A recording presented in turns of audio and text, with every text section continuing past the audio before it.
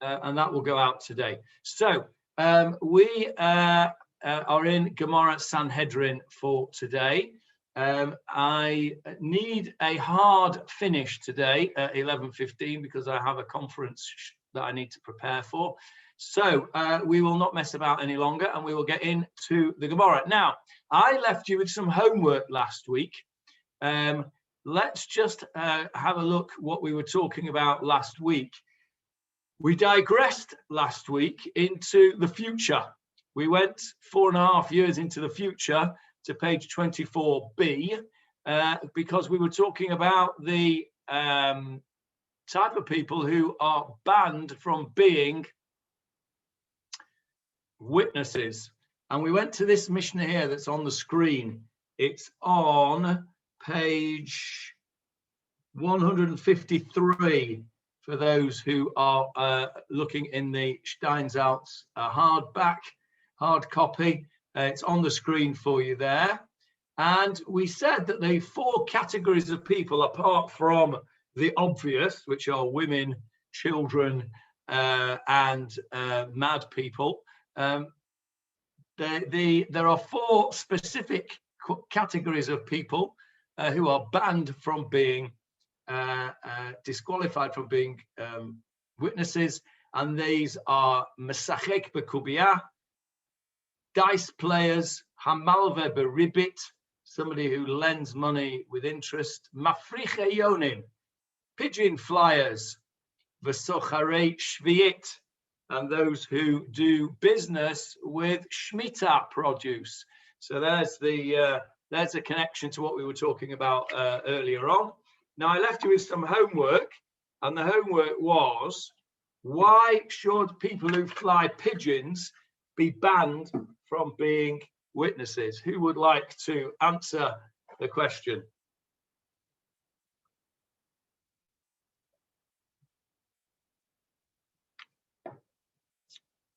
No offers? Nobody done their homework? Can't believe that. It was to do with morality. Okay, morality. All right. It's to do with morality. Okay, expand, Julia. That's too vague. Well, I didn't actually quite understand what Wikipedia said, but it did say at one point that if you are flying pigeons, you might be liable to steal somebody else's. And it showed, I mean, the Shemitah point is clearly to do with morality, and the pigeon is to do, it's a shame really. My grandfather was a bookie, and my uncle went to the dogs a lot, so I feel quite bad about all this, but it's to do with the standard of morality. Okay, I warn you, it's going to get worse for you. So, okay, it's to do with morality. Absolutely is to do with morality. You're right. So I can see that you did do your homework by going to Wikipedia. That's exactly where I would have gone to as well. So Wikipedia says Julia, that if you fly pigeons, you might come to steal other people's pigeons. Anybody have any idea what Wikipedia is talking about there? Well, it's gambling. Okay, well, that's one of the things is gambling, yes. But the Gemarah later on down here, in this Gemarah that's on the screen now, which is going to be into 25a, asks the question, the obvious question, that if it's gambling, why do we need a separate category for pigeon flyers and dice players? Surely you could learn out one from the other. If it's just gambling, the whole point about dice players, or is it's gambling? So you're right, Leon, that is one of the opinions that's given, is that pigeon flyers are put into this negative category because of gambling. But the Gemarah doesn't really like that because of the obvious connection with dice players. It's looking for something else. And what it finds is what Julia said out of Wikipedia. I mean, I don't think it found it in Wikipedia. I think Wikipedia found it in the Gemarah.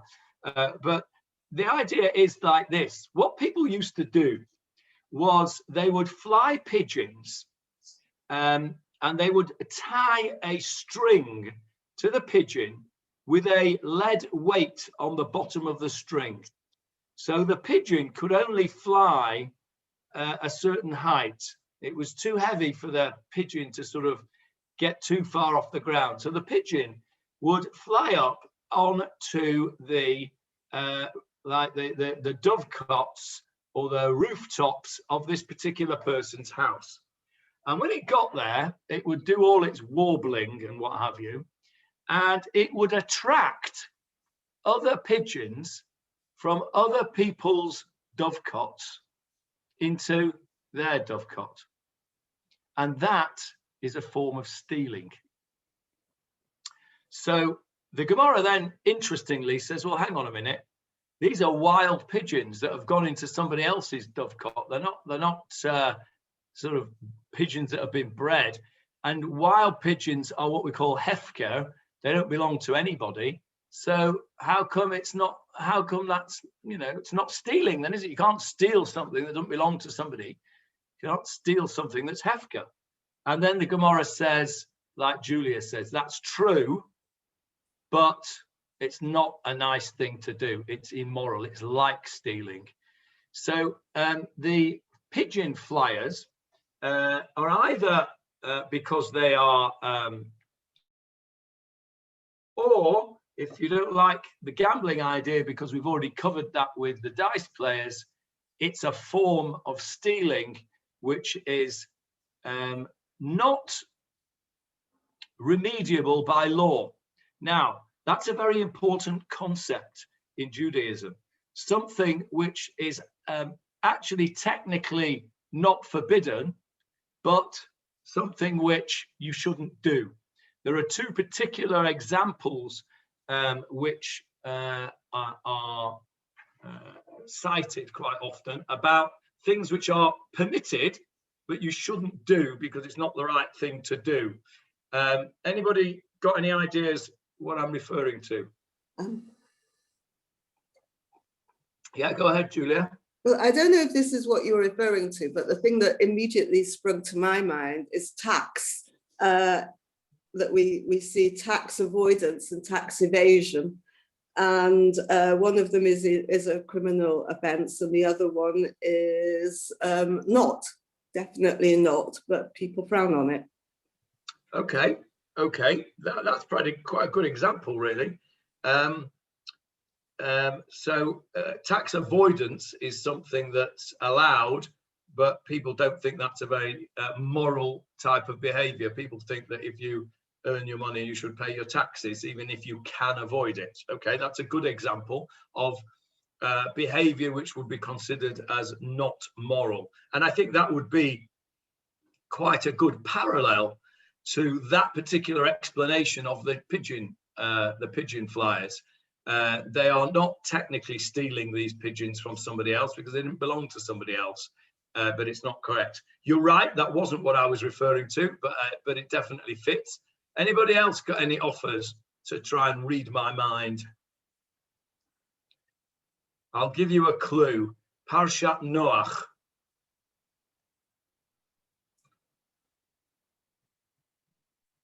Okay, any ideas what I'm referring to? Okay, in Parshat Noach, we read about the flood. And God says to Noach, I'm going to bring this flood. And why did he bring a flood? Because the world was corrupt. Okay? Vayomer Elohim leNoach, and God said, well, why am I doing this work? Leon, pull me out of Parshat Noach, please. I have it, yes. Right at the beginning, it's chapter 6, and it's verse 13, right at the beginning of Parshat Noach.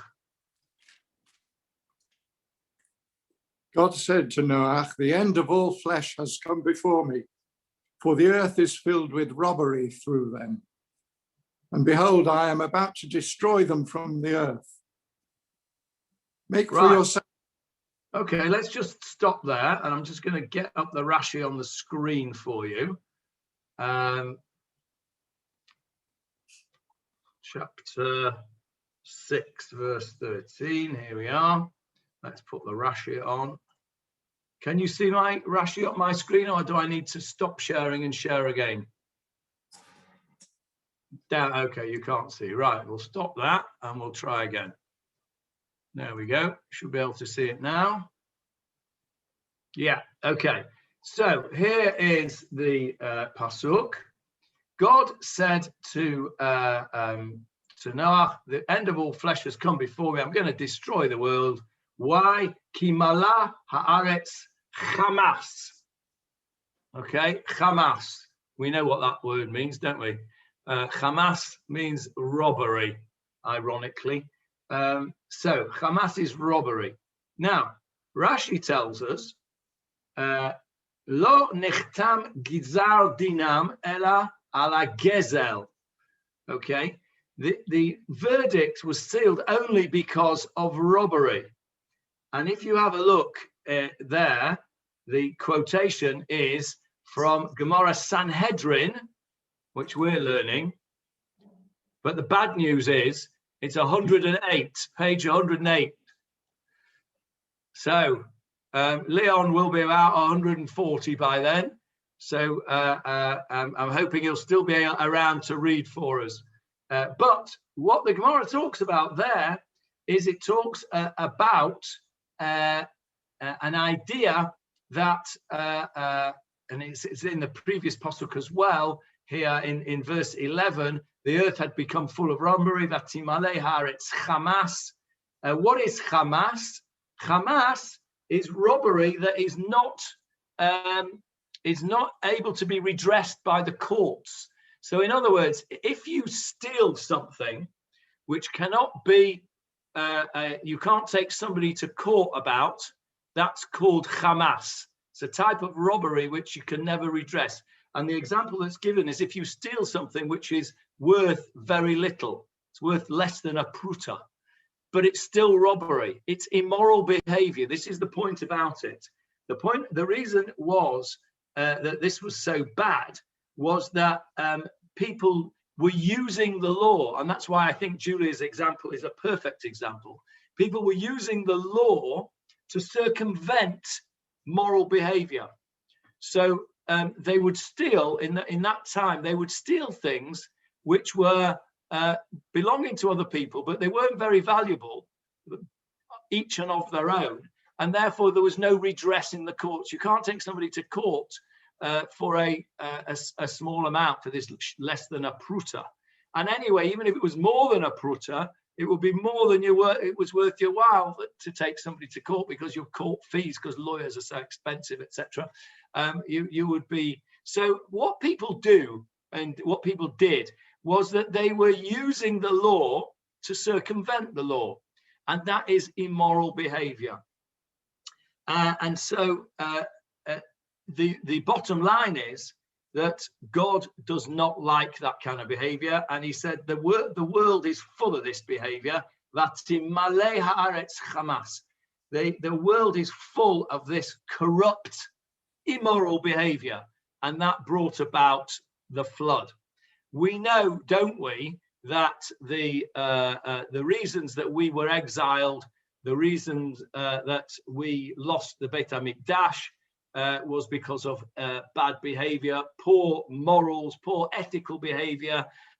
You've heard me quote Zechariah enough times to know that Zechariah tells us that the second Beit HaMikdash was pretty much doomed to failure from the start, because they hadn't corrected their bad behavior in terms of social justice.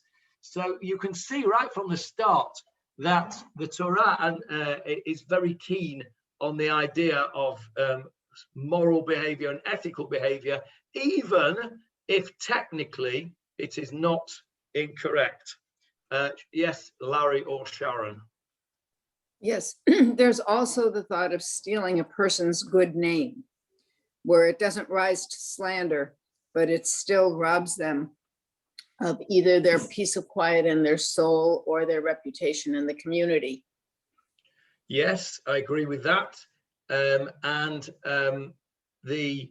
There's also something called Genevat Dat, which is stealing somebody's mind, really. In other words, fooling somebody, which also is not a criminal offense, but is very frowned upon by the Torah. And the Torah is, if nothing else, a book of how to behave in a moral and ethical way. And so it's fitting that these behaviors, which are immoral behaviors, unethical, I suppose is probably a better word, disqualify somebody from being a witness. Now, I said there were two that came to mind. The one that came to mind was this one about the Hamas, and the other one is something which is called Menuval Birshut HaTorah. You can be disgusting and yet not break any of the Torah. And the example that's given is it's not forbidden to drink wine, and it's not forbidden to drink to eat meat. However, if you are a glutton and a drunkard, then that is not the way to behave. You haven't broken any specific averot by drinking wine or eating meat, but if you do it to the excess, that is called nivul b'rishut Torah. You are a disgusting person, as it were, even though you have the permission of the Torah to do those individual acts. So not everything that is permitted should be done, and not everything that cannot be forbidden should be done. Yes, Howard. I've always understood that it's sinful to do something that might deprive somebody of their job or their source of income, but I don't know the source for that. Sinful to deprive somebody of their income? Yes, absolutely. That would be. There are various different ways you could do that. Some of them would be breaking Halacha, and some of them would just be breaking the general urge for us to be kind to one another, to don't stand by when your brother is in danger, love your neighbor like yourself, etc., etc. So moral behavior is extremely important in the Torah's world view of things. So let's go back to the Mishnah.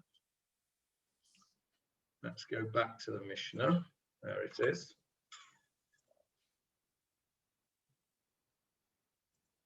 Right. So,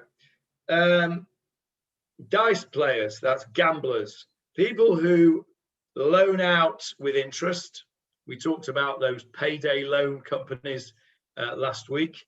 Mafricha yonim, either gamble, another form of gamblers, or they are people who behave in a way which is immoral, if not completely wrong al pi halacha. And then the fourth one, socharei shvi'it, people who trade in produce of the sabbatical year. Now, why specifically that Aveira? Anybody want to suggest why somebody who goes against the laws of Shemitah and does trade with Shemitah produce, which is not allowed, why should that be singled out in the categories of immoral behavior that we can't have them as witnesses?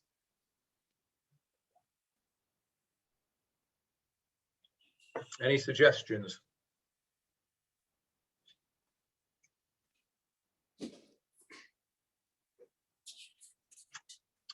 Okay, well, I'll give you my suggestion then. My suggestion is this. Shemitah, if you look carefully in the concept of Shemitah, the idea of Shemitah is really one of faith. Faith that there is a God. Faith that not everything that we have is through our own efforts, and that there is a higher power than us. Shemitah and Shabbat are very parallel. 6 days of the week you work, the seventh day you rest. 6 years you sow and reap. The seventh year you don't. Shemitah is Shabbat Lashem. Shemitah is a recognition that there is a higher authority than ourselves. Shabbat is a recognition that there is a higher authority than ourselves. We say, Bayom HaShvi'i Shavat Vayinafash. On the seventh day, God rested. God didn't need to rest. God could have carried on. He wasn't tired. But he was giving us an example of how we need to behave, because we have to recognize that we are B'Tselem Elokim. We are in the image of God, and there is a higher authority than us. Somebody who flaunts the laws of Shemitah is demonstrating that they disdain the idea that there is a higher authority than them, saying don't do that, more so than some of the other halachot, because this Shemitah is specifically for two reasons. One, it's Shabbat Lashem, so that the land rests, and we have the idea that a God is in charge of the world. And the second reason for Shemitah is le'ochla, for food, lecha, for you, le'avdecha, for your servant, le'amatecha, for your maidservant, for the ger, for the poor, evyonei amecha, the poor. So it's a message to us that we need to recognize those less fortunate than us. And again, it's if you like, it's a dual thing. Shemitah recognizes that there's a higher authority and recognizes that we have a responsibility to those less fortunate than ourselves. Somebody who doesn't hold of that, somebody who flaunts that, somebody who doesn't recognize that there is a higher authority than himself, somebody who doesn't recognize the need to look after those less fortunate than themselves, are not people whose evidence you can rely on. That is my take on the reason that Shemitah particularly is singled out as being a bad thing to do. Now, this Mishnah has serious consequences because it tells us that people who commit serious offences do not have their evidence can't be their testimony, their standing as a witness is questionable.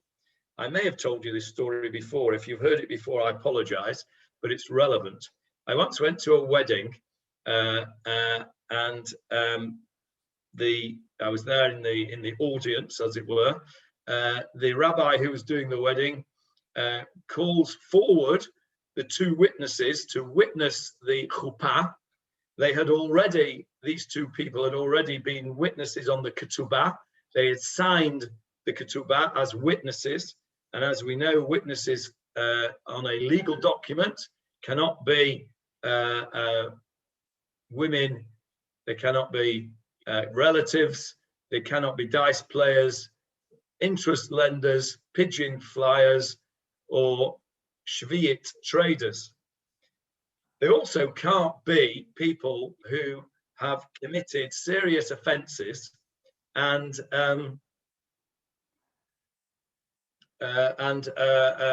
are known to be public desecrators of the mitzvot. So there I am in the audience, and there is one of the witnesses who comes forward, who signed the ketubah by this time, and is now witnessing the kiddushin. He's now the official witness for the kiddushin. This particular fellow is known to me personally as a downright thief. Now, how do I know that? Because he stole a very significant sum of money from me.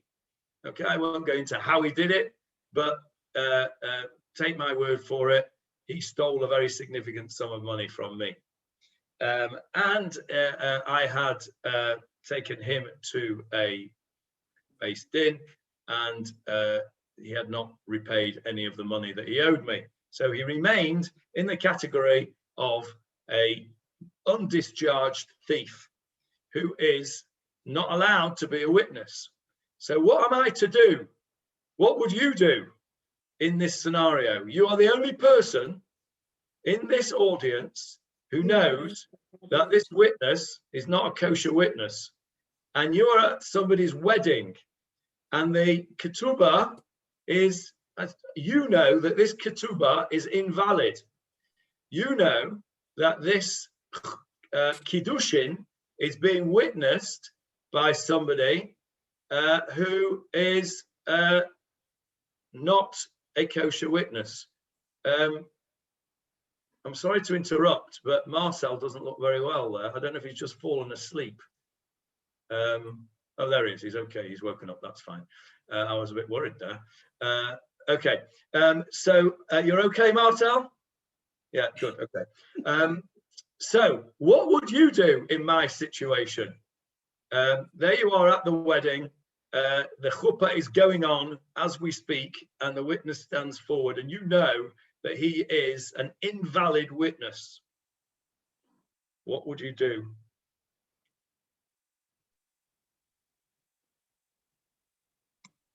Go on, Julia, tell us, what would you do? No, I'm not going to say what I would do. I think you should ask for a vote. I think you should ask for those who would do something and those who wouldn't. Okay, let's rephrase the question. Hands up those of you who would keep quiet and say nothing. Okay, quite a few, all right. Hands up those of you that would do something. All right, now you've asked for it. Michael, what would you do? I think I would quietly drop a note to maybe the rabbi and let him sort it out. Okay. And I wouldn't try and I wouldn't embarrass the guy in public, but I would certainly make sure that the person officiating knew about it. And how would you do that? It's going on as we speak. Yeah, but you already know this. You most probably can drop the rabbi a note, or drop somebody a note in an official capacity, and he can pass it on to the rabbi, who can have a look at it and decide what to do. Okay, so all right, okay. Howard, what would you do? In the first instance, I would approach the unsuitable aide himself. You can't. You just come up to the chuppah. The chuppah's going on. You have to go up to him and whisper in his ear, "You know what I know about you. I suggest that you leave the chuppah now in order to save yourself any further embarrassment." Okay. Oof, that's brave. I'm not sure. Well, I didn't do that, I can tell you. I didn't have the. I'm not saying you're not right, Howard, but I didn't have the what's-its to do that. Any other suggestions? I'll come back to Michael's suggestion in a minute. Johnny, this is Larry. Would it be possible, since there are several other people who are at least witnessing but not named as a witness, to simply afterwards go to the rabbi and say, "Look, I didn't want to embarrass either the bride and groom, their family, and therefore you should know that you need to put in a substitute witness if that's possible." Okay, there speaks the lawyer. There speaks the lawyer. Wonderful. Okay, well, I would say that in an ideal situation, I think Howard's solution is probably the best solution. But it would have to be done very carefully, very quickly, on the spot. I didn't do that. And I suppose the danger is that you would embarrass somebody, etc. Anyway, let me tell you what I did, because it actually combines Michael's and Larry's ideas. What I did was, first of all, was panic, because I didn't know what to do, and then I quickly texted my son, who knows more about these things than I, and I said, "What shall I do? So and so," he knew the story, of course, "so and so is stepped forward to be a witness here at this wedding." And he said, "Go and speak to the rabbi afterwards and tell him they'll have to make some correction." Anyway, so that's what I did. I wasn't able, I didn't think it was possible to get a message to him there and then under the chuppah, while it was all going on because it just wasn't possible. So afterwards, I called in I called the rabbi on one side, asked if I could have a urgent word in his ear in his office, and I told him what I knew, and then he panicked and went pale, and he did the same as me. He got on the phone to his rabbi. Anyway, the solution turns out exactly as Larry had said, that normally, in order that there should be no confusion about who the witnesses are, the normal situation is, then you may not have noticed this, or when I point it out to you, you may actually have heard it and think, oh, now I understand why that is. Often you will hear the rabbi say, that the witnesses for the Kiddushin are Mr. So-and-so and Mr. So-and-so. Could they please come forward? And they are the exclusive witnesses to this event. Now, I don't know if any of you have clocked that, but there's a halachic reason for that. And what that does is it makes these two people the witnesses. There are no other witnesses. And we're going to learn actually in our Mishnah, not the one that I've got on the screen now, but in our Mishnah in 9a, if we ever get there, we're going to learn why there are only two exclusive witnesses to these events. So theoretically, there are only two exclusive witnesses. And in our case, one of them is invalid. So we've got a problem. So the solution turned out to be, the halachic solution turned out to be that b'diavad, after the event, the rabbi himself, who was there and who was conducting the ceremony, was by definition a witness. He had to have witnessed it, and he was a kosher witness, and therefore he was able to, b'diavad, after the event, consider himself to be the witness. So it's pretty much like Larry said. However, there couldn't be anybody else just standing around like me, for example, who could have been a witness, because it wasn't for sure that I was paying attention. I might not have been paying attention at that point. I might have been playing Candy Crush on my phone or doing something, that I wasn't paying attention to. But the rabbi certainly was paying attention because he was conducting the wedding. So the solution in that situation was they had to get a new ketubah, which was a bit of a problem because this was a rather nice illustrated, hand-painted ketubah, which then couldn't be used because the invalid witness had signed it. So they had to get a new ketubah, had to be signed by the two new witnesses, well, the one that was okay and the rabbi. And b'diavad, after the event, the rabbi was considered to have been a witness for the chuppah, for the kiddushin. So that was a situation that happened to me a number of years ago here in Israel. There is, whoever said halacha is boring and not contemporaneous is not telling the truth. Yes, Marcel, you're muted. The question is about witnesses for chuppah. What are they actually witnessing? Are they witnessing the Kiddushin, or are they witnessing the fact that the parties are eligible to marry?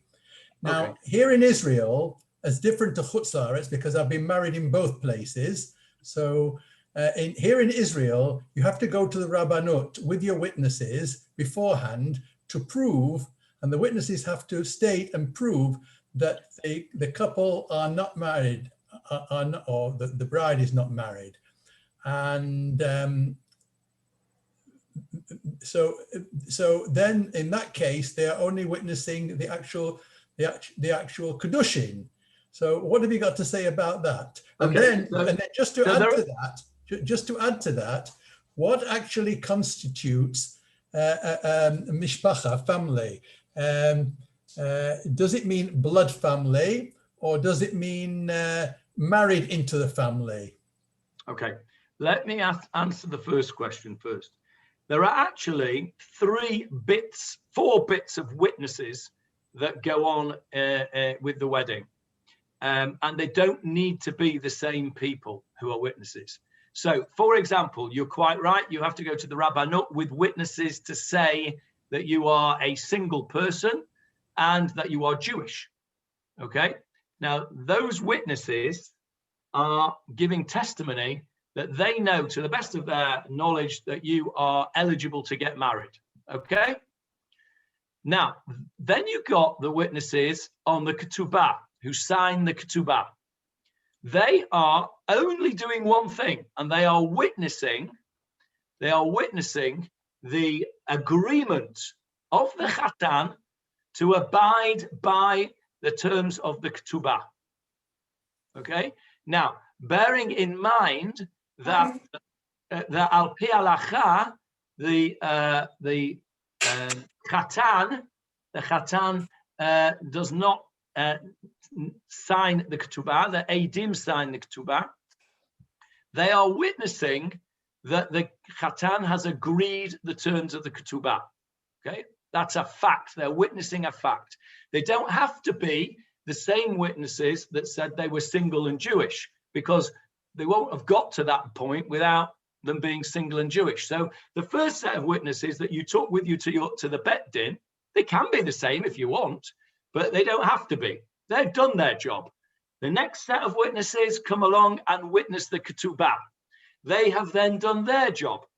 There is then a third set of witnesses, and again, it can be the same people, but it doesn't necessarily have to be. It depends how many friends you've got. If you've not got very many friends, then you get the same people to do all the job, because you haven't got anyone you want to honor. But if you've got lots of friends and you want to honor lots of people, then you've got 4 different sets of witnesses that you can honor them with. So the third one is, as you say, Marcel, witnessing the kiddushin. They first of all, they look at the ring and they confirm that the ring is worth more than a pruta. There's that word again. That the ring is worth, has some value. They then have to witness the placing of the ring on the finger of the bride. They have to see that. So that is the act of kiddushin. And then they have to hear the Chatan say, Hare at Mekudeshet li b'tabat zo kedat Moshe v'Yisrael. They have to hear the declaration. So that means a witness who can't see, a blind man cannot be a witness because he can't see the placing of the ring. A deaf person cannot be a witness because he can't hear the Hare at Mekudeshet li. The signing of the ketubah, somebody who can't write his name in Hebrew cannot be a witness because he's got to sign to say that he witnessed the handing out of the understanding of the Chatan of the ketubah. So that's the 3. You've got, are you Jewish? Are you single? 1 set. The ketubah, 2nd set. The chuppah and the kiddushin is the 3rd set. And then there's a 4th set. Anybody know what that's called?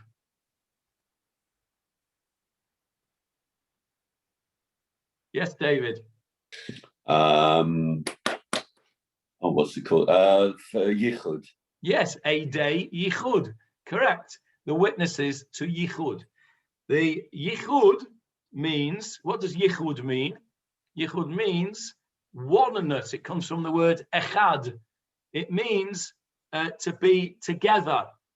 So theoretically, the Eidei Yichud, the witnesses to this Yichud, should witness the consummation of the marriage.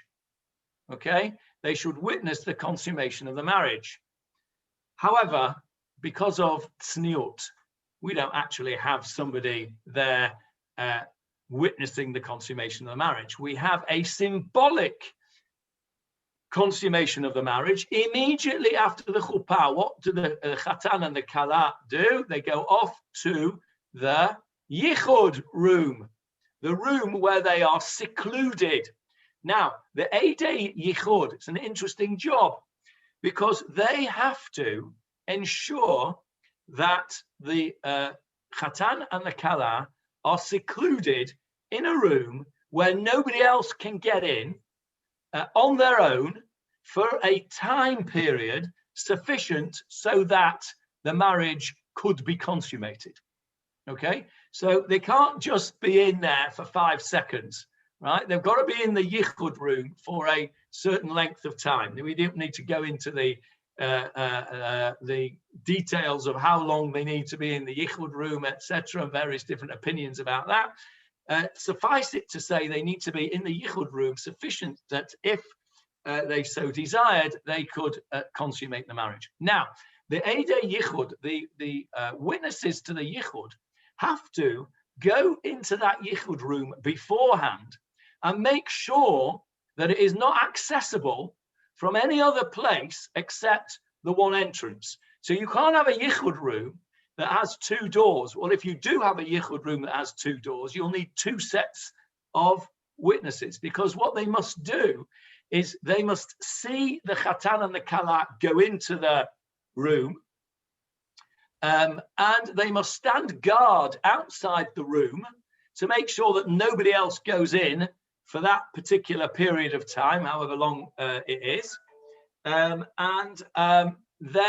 after that period of time, they can knock on the door, as it were, and say, okay, your time's up. You can stay there longer if you want, but if you want to come out now, you can do. The yichud is over. So you would have to, if you had 2 doors, you have to have another set of witnesses on the other doors, because they have to be completely secluded. That is what the yichud is. So there's your 4th set of witnesses that you need for a wedding. You have you have the eidim to say that you are a fit person to get married. You have the witnesses on the ketubah, the witnesses at the chuppah, the witness the kiddushin, and then the eidei yichud, the witnesses to the yichud. You also have to make sure that the windows are locked as well, by the way, because it has been known for people to climb in through windows and spoil the yichud. So I don't know how we got onto that, but it's interesting. There you are. There's the 4 witnesses about yichud. So we have the idea from this Mishnah that there are certain categories of people, and I think Julia's summing up of the idea that the people that are disqualified from being a witness are people who are displaying bad behavior, immoral behavior, behavior which is antisocial. They are not to be relied upon as witnesses. Howard, you had your hand up. I did, but I think the moment has passed, so let's press on. Okay. Can I ask you, what was the aftermath of your case? Because obviously you have to take the ketubah back and have it redone. Did anything else happen afterwards as well? I don't know. I don't think so. I think that the situation was thus. The ketubah was rewritten and re-signed. The chuppah was witnessed by the kosher witness and b'diavad, the rabbi. So you had 2 witnesses to that. And I don't know what happened with the Eidei Yichud. Eidei Yichud, by the way, is not what we call ma'akev. If you don't have Eidei Yichud, it doesn't spoil things. If you don't have Eidei Chuppah, or you don't have Eidei Ketubah, it does spoil things. Yichud is said to have taken place even without witnesses. Witnesses are sort of belts and braces to the situation. So it was solved by the rabbi stepping in as the sort of b'diavad, after the event witness, in the way that Larry suggested earlier on. But there must have been some embarrassment, presumably, because you obviously have to tell the bride and groom why it has to be redone. I think the bride and groom were the only people that were told. I don't even think the false witness, the disqualified witness. I certainly didn't tell him. I had no intention of speaking to him at all. But I don't know that he was told, and I suppose in some ways he doesn't need to be told, does he really? Yes, David. Let's change the category of the witness for a second at this chuppah. assume you didn't have a personal connection with him from a bet-in case, but assume that he was disqualified potentially for another reason. Let's say you knew that this person was Mechalel Shabbos B'far Hesia. What would you have done? Okay, so that's a much more difficult situation, because let's just explain what we mean by Mechalel Shabbos B'far Hesia. Somebody who desecrates the Shabbos publicly. Now, as you know, there are various different interpretations of what that means. There is an opinion that says you are not Mechalel Shabbos B'far Hesia unless you have gone through this whole performance that we were talking about before, of warnings and this idea of saying, somebody comes to you and says, no, it's Shabbos, I'm going to do it anyway, I don't care, I'm not interested, I don't care about the punishment I might get. And the interpretation of being Mechalel Shabbat B'far Hesia is a very broad interpretation, because there is an assumption that people who are Mechalel Shabbat openly, let's use that word, would, if they fully understood the whole scenario and had a proper education and a nokti nokot shenishbu, that they would not be Mechalel Shabbat B'far Hesia, and therefore they're not doing it on purpose. They are what's called a shogeg. They can't help it. They are as if they are not completely culpable. So that particular example, David, is you can wiggle out of that. Okay, well, one sec. There's wiggle room there, whereas the case that I had been to Beis Din, and there was no wiggle room. Once you've been to Beis Din, there's no wiggle room. I thought you were going to say, what if I knew that he was a relative, for example? And I never answered Marcel's other question, which reminds me, we'll come back to that. If you knew he was a relative, I would feel much less embarrassed to actually go forward at the time, as Howard suggested, and try and sort things out there and then, rather than b'diavad, because there's no embarrassment in being a relative. You just shouldn't be a witness.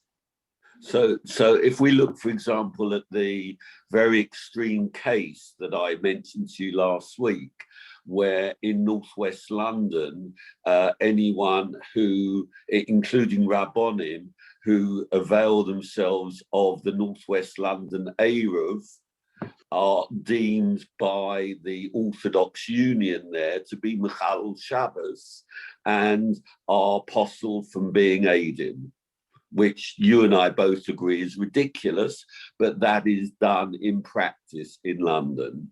So that's the interpretation of Mechalel Shabbos by the right wing in London. Correct. And I've absolutely no doubt that, I'm just looking around here. Okay, I've absolutely no doubt that none of us on this forum here would be accepted as witnesses by the Orthodox Union in London. None of us. Okay. And to take it a stage further, in certain cemeteries in London, there are separate sections for Mechalel Shabbos people.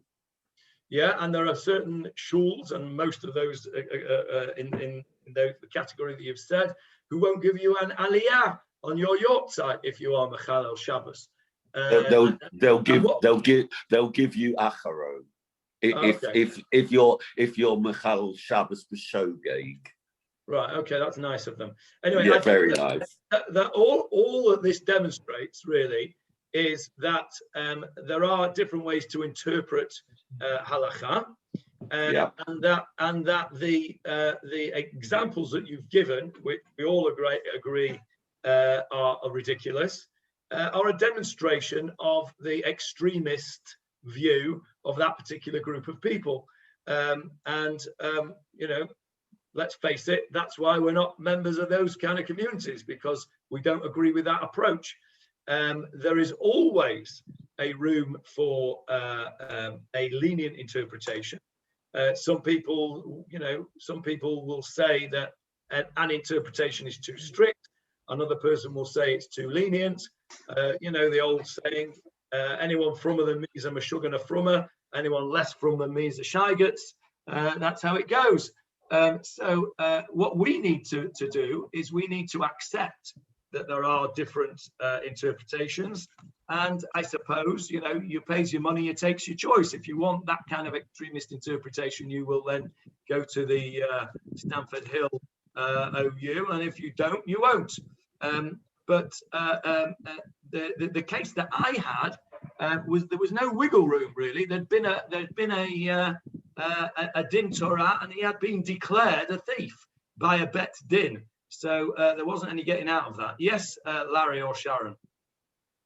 I was only going to mention, Johnny, that this Mishnah with the disqualification categories, the 4 we've been discussing, US and UK law, which usually often follow very closely, are not observed, in that there are very few, if any, people who are disqualified, priest penitent, sometimes it's called attorney-client, doctor-patient, are really about the only privileges, and each of them have carved out exceptions that would disqualify a witness from testifying. That's very interesting. And when we do the next bit, which we're going to have to be next week now, you'll see that divergence from the halachic and Tanaic approach to modern US and UK law gets wider. However, what is interesting, and I will send a link to the Gemarah WhatsApp group. I was let's see if I can just show you. When I was doing my research for this morning's shiur, I always like to try and bring some stuff in that's of interest that you won't find anywhere else. I came across, I don't think I've got it up now. I think I must have got rid of it on my computer. I came across a really interesting article, and I'll try and find the link to it and send it to you, which compares halachic law regarding witnesses to Roman law, which of course was very contemporaneous to the Tanaic and the Mishnaic law. Of course, the Mishnah was written in 200 when the Roman Empire was at its peak. This article was fascinating how the parallels were there. It talks about something which I'm sure the lawyers amongst us will recognize, something called legal transfer, where bits of law from one society become transplanted. Was it transplant or transfer? I can't remember now. But anyway, they become transplanted into another law. And it was very, very interesting, this article. And I'll send it round for you all to look at. But the divergence gets greater. And I'll just finish off with the next little bit of the Gemarah that we in 24. It goes on to 25, 25a. Let me share that again.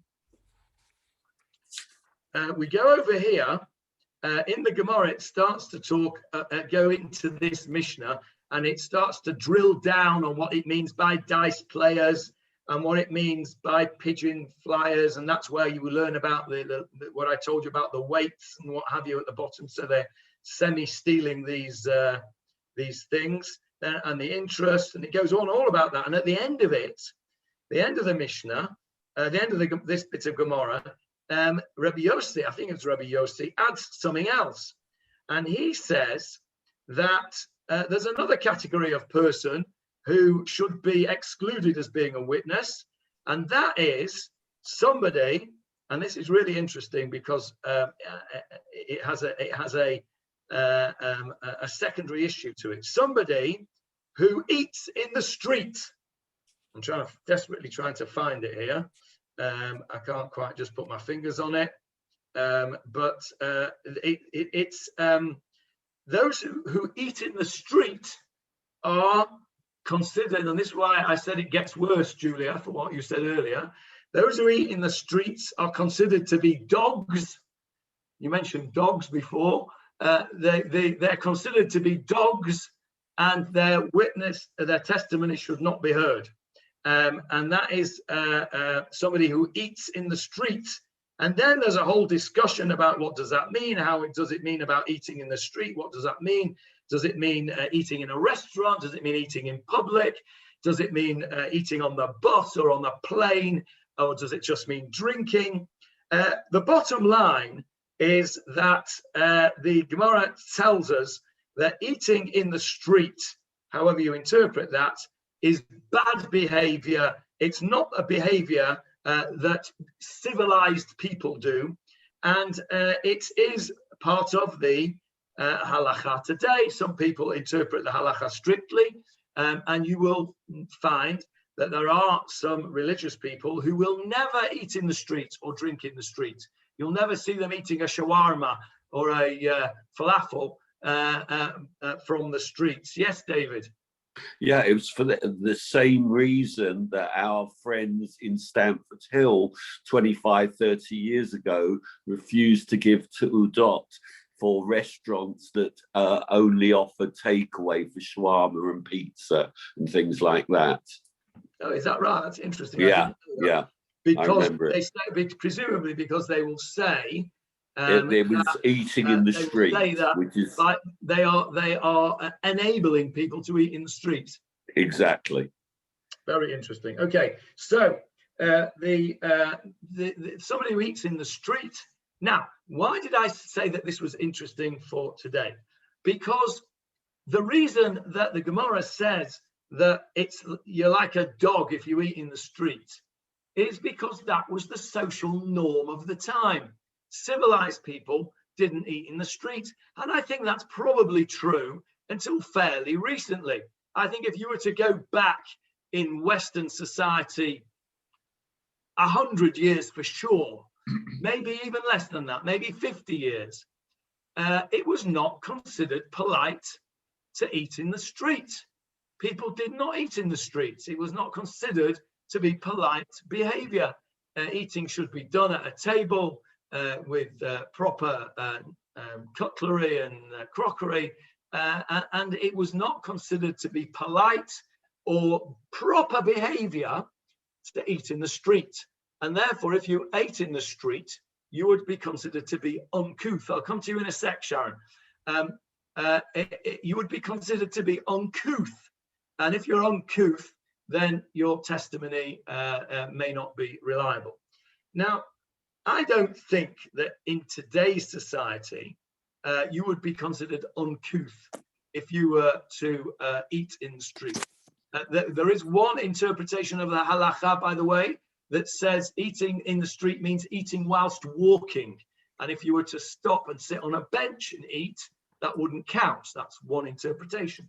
But I think that today, if you were to buy a piece of food from a street vendor, maybe a coffee and a croissant or a falafel or what have you, and you were to sit down on a park bench in public and eat that, I don't think that you would be considered to be uncouth, because the norms of society have changed. Now that raises a very important question, doesn't it? And with this, I'm going to finish and speak to Sharon, but I'm going to finish what I'm going to say. Do we stick with our original halacha and say the halacha says if you eat in the street, you are uncouth, you're a dog, and your testimony is invalid, because that was the norm of the society at the time that was written? The latest halachic book that I can find that talks about this is the Kesef Mishnah, written at the end of the 15th century. So do we say that halacha is immutable, and therefore once that's in the halacha, we can't change that? Or do we say, no, the clear issue here was that this was an example of uncouth behavior. Since this is no longer considered uncouth behavior, it is no longer considered to be a bad thing, bad enough to disqualify you as a witness. And there's a fundamental issue there to discuss. Those of you who were at the Tikkun Leil Shavuot this year in our shul were treated to a talk by Harry Amdura, who is a very, very knowledgeable man, lives in Ra'anana today, originally from Manchester, and he gave a talk which was entitled, "Is the 21st century life compatible with Judaism?" And of course, everybody expected him to say, yes, it was. The bottom line was, he said, no, it isn't, because the halacha is immutable. And of course, I've spent the last 7 or 8 years telling you that it's not immutable. And he comes along in an hour and completely says the opposite. So I have challenged Harry to a public debate. I may be putting my head in the lion's mouth here because he's an extremely knowledgeable guy, very big Talmid Chacham, and I may be in for a bit of trouble here. But I've challenged Harry to a public debate, the title of which is not yet been decided, but it will be along the lines of whether the halacha is immutable or whether the halacha is dynamic and changes with society. I may well use our example of the eating in the street, because to the best of my knowledge, you are not disqualified from giving evidence in a Jewish court if you eat in the street today. So that may be my ace up my sleeve. I don't know. I'll have to do some more work on it. Yes, Sharon. Well, briefly, don't you have to jump off at 11:15? Yes, I do. So we'll just hear what you. We'll Okay. hear what you. I hope, first of all, I hope that you have that debate after we return in September. Secondly,